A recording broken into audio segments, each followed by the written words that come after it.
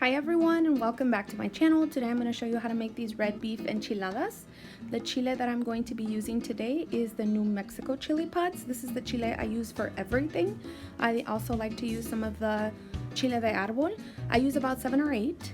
I didn't have any garlic today, so I did have to use garlic salt, and that's fine because it works just fine. The first thing I'm going to do is I'm breaking the chili pods in half and taking out some of the seeds. I also take off the stem. If you break off the stem, just like this, I'm showing you real quick, you break off the stem and then you break it in half and the seeds will come out.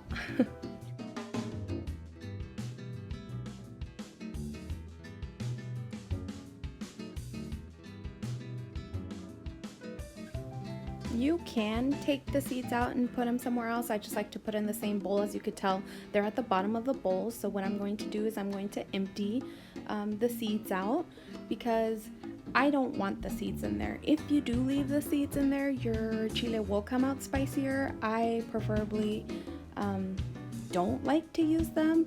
My mom has always taught me to take them out, so that's just what I do. All right, so after I empty the seeds out, or take the seeds out, whatever, you could tell that there was a little bit left in there, but that's fine. The next thing I'm going to do is I'm going to add the Chile de Arbol. I take off the stem just like before, and I'm adding them to the bowl. So before you add the water, I like to rinse mine and then I add really hot water. I don't like to boil mine, I just like to add really hot water, and I let the chile sit in the hot water for about 15 to 20 minutes. Alrighty, so the chiles have been sitting for about 15 to 20 minutes, and this is what they're going to look like. Literally, all they're doing is softening up. Once they're soft and ready to go, you're going to put them into the blender. You can see that there are some seeds left, but it's fine. There's not a lot like there was at the beginning. So if you do see some seeds like this, it's perfectly fine. I personally don't like to use the same water that the chiles were soaked in, just because to me it just feels like it's dirty, or maybe it'll be way too spicy. So what I'm going to do is I grab some new water. I'm going to fill up the blender with water kind of to the top of them, not all the way. This was about 2 cups, and that's pretty much all you're going to need, unless you need to add some later on, and I'll show you here in a little bit. Again, I didn't have any garlic, so I added some garlic salt and some salt to blend together.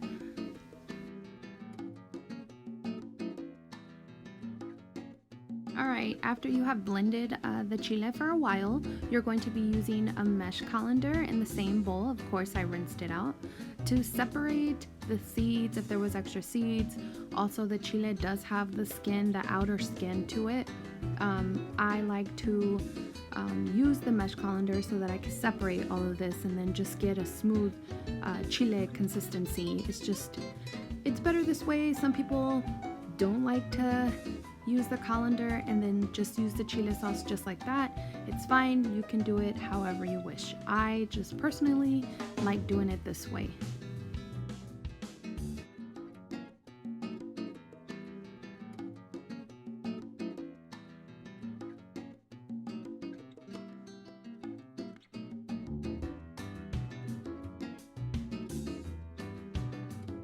Okay, so let me show you what the sauce looks like. This is what the consistency looks like right now. I really like it, except I still have some more chile. It's super red. So what I'm gonna do is I'm gonna put it back in the blender. I'm gonna put a little bit of water, as you can see right here, and I'm gonna blend it once more. All right, now that I had blended the rest of the chile and a little bit of water, I'm going to put it back into the bowl. I'm going to put it back into the mesh colander first, of course, to separate everything. And I'm just going to continue what I was doing before, just using the spoon and stirring it so I can get the rest of the sauce that you can still get out of the chile.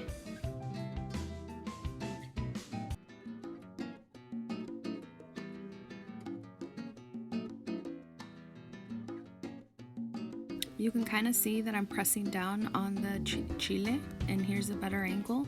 If you press down, you can still get some more of the chile out. This is what your chile should look like once you are done. It doesn't look as red as it did before. You can tell a big difference. If you want to put it back in the blender, you can, but at this time, it's pretty much done. You can see that I'm pushing down with the spoon, and all of this stuff right here, you're just gonna go ahead and throw it away. You don't need it. And this is what your chile looks like. I like the consistency, and now you're ready to make the enchiladas.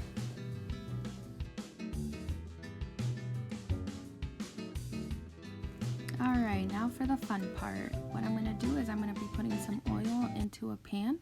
I like to use canola oil, but you can use whatever oil you would like to use.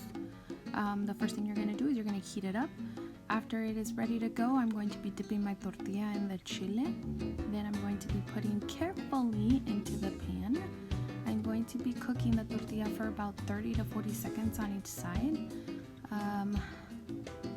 30 to 40 seconds, and then I'm going to flip it just like that. You make sure that you are careful when you do this because you don't want oil splashing everywhere.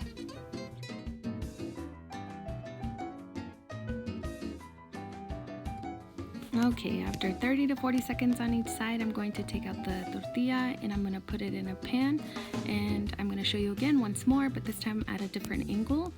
I'm going to be dipping the tortilla just like this. One thing for sure, if you're asking where I got these tortillas, if you are from Dodge City, the tortillas that I like to buy, these ones are from a tortilla shop down south called Willie's. I love the tortillas there, especially when I make these enchiladas. They're just the perfect size and they are just very delicious. Here again, I'm showing you, flip it 30 to 40 seconds on each side. Again, I will tell you that this is a very messy job. You'll have oil everywhere. I mean, it's fine, you're gonna clean it up, but just so you know, it gets kind of messy.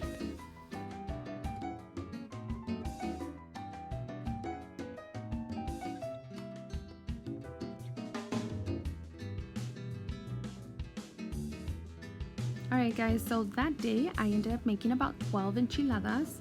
I did make the ground beef the day before. I added some potatoes to it.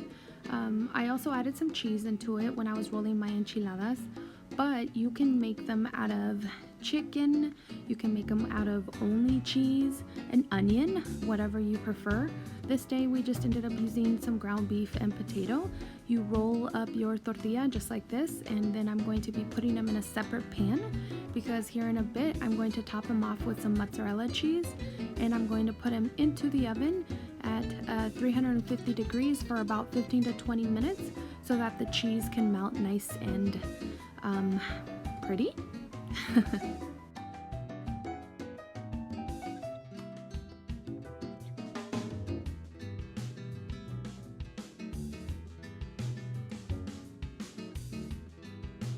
Okay, here are the enchiladas ready to go, except I'm going to top them with some mozzarella cheese. I'm going to put them in the oven, and then here is what they look like. Alright guys, thank you for watching, and I hope you enjoyed the video. Bye!